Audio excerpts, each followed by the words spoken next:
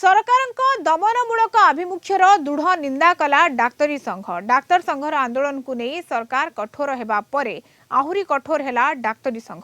डाक्तरଙ୍କ धारणा प्रसंग में स्वास्थ्य विभाग कड़ा आभिमुख्य को एससीबी जूनियर डाक्तर संघ कड़ा समालोचना करिछि। दाबी पूरण पई सरकार आलोचना को न आसिले आसंता काली ठारू 1 घंटा पई ओपीडी सेवा बंद रखिबा को चेतावनी देछि संघ। दरमा बंद एवं चाकरी बहिष्कार भली कड़ा आभिमुख्य ग्रहण करिसेंती सरकार। डाक्तरी पदवी खाली पड़िथिबा बेले सरकारଙ୍କ बहिष्कार धमक केते दूर ठीक बोली प्रश्न करिछि संघ।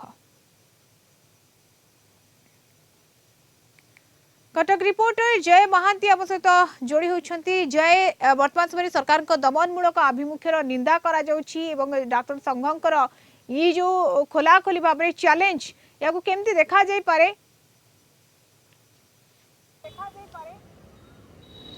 देखंतु गोटे व्याधिग्रस्त रोगग्रस्त जंत्रणा छटपट होटुवा मनीषटे डाक्तर मानक ही द्वितीय भगवान भाव में मानी थाए एवं से माने आज कार्यबंद आंदोलन को मुहेइछंती। एटा गोटे निहाती चिंताजनक कथा रोगी एवं से संपर्क मान विशेष